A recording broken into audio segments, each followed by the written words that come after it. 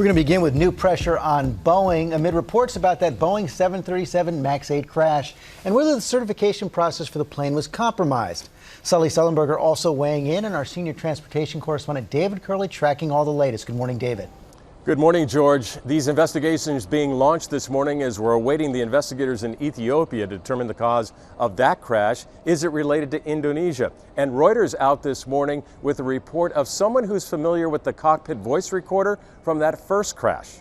The frightening new details this morning are from the first 737 MAX crash, Lion Air, in Indonesia. According to individuals with knowledge of the cockpit voice recorder, the pilots struggled with their quick reference handbook, a checklist for abnormal events, and they simply ran out of time. The day before, a crew on that same jet did shut off the anti-stall system, which was the problem. But it was reportedly a pilot riding along in the jump seat, according to Bloomberg, who had to point out the correct procedure. The previous pilot flying that aircraft, he had a similar situation.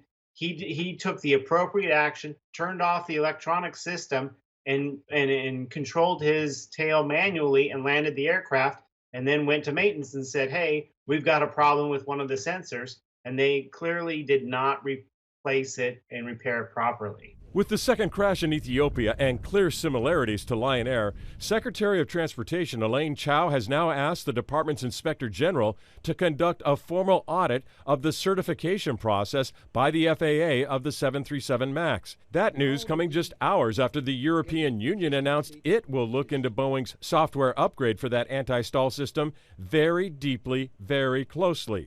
We will not allow the aircraft to fly if we have not found acceptable answer to all our questions on both sides, whatever the FAA does. Canada also announcing it will conduct its own certification of the software update before letting the MAXs fly again.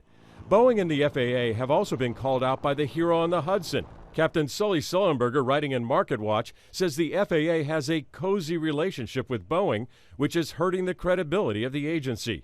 In too many cases, he says, FAA employees who rightly called for stricter compliance were overruled by FAA management, often under corporate or political pressure. But a former FAA official says that goes too far. The statistics really are overwhelmingly in favor of our current system, and that we've had a single fatality in 100 million flights in the United States.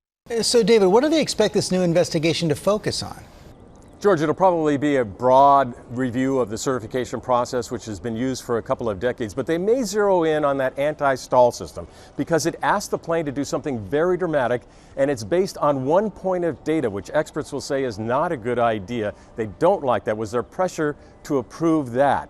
Now, the Boeing upgrade of software for the MAX that is coming will have multiple points of data that would actually trigger that anti-stall system in the 737 MAX. Hi everyone, George Stephanopoulos here. Thanks for checking out the ABC News YouTube channel. If you'd like to get more videos, show highlights, and watch live event coverage, click on the right over here to subscribe to our channel, and don't forget to download the ABC News app for breaking news alerts. Thanks for watching.